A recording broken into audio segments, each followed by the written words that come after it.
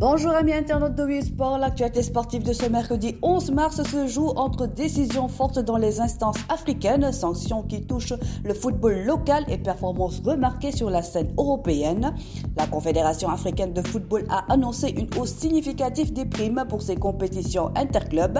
Par la voix de son président Patrice Motsepe, l'instance a confirmé que le vainqueur de la Ligue des champions de la CAF recevra désormais 6 millions de dollars, soit une augmentation de 50%. La Coupe de la Confédération de la CAF connaît une progression encore plus spectaculaire.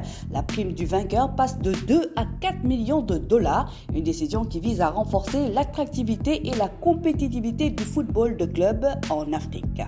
Dans le même temps, la FIFA a élargi sa liste de clubs africains interdits de recrutement. Parmi les 10 équipes concernées figurent 2 clubs sénégalais, AS Pikine et Teungueth FC. Depuis le 26 février 2026, ces formations ne peuvent plus enregistrer de nouveaux joueurs tant que la sanction n'est pas levée. Sur la scène européenne, les huitièmes de finale aller de la UEFA Champions League ont livré leur lot de spectacles. Tottenham de Pape Matar Sarr s'est incliné 5-2 face à l'Atlético de Madrid dans un match marqué par des erreurs défensives. À l'inverse, le Bayern Munich a largement dominé l'Atalanta 6-1 avec un Nicolas Jackson très en vue, auteur d'un but et d'une passe décisive. De son côté, Galatasaray a pris l'avantage face à Liverpool 1-0 grâce notamment à la solidité de Ismail Jacobs.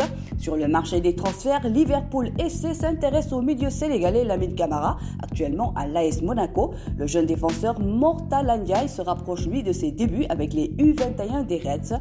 Par ailleurs, Arnaud Sangat pourrait rejoindre le Sevilla FC libre cet été. Enfin, le Stade Rennais discute avec Guelwaar FC pour recruter le jeune ailier Magaignan. C'est ainsi que se referme votre revue de ce mercredi sur Wii-Sport. Merci de votre fidélité et à demain pour une nouvelle édition.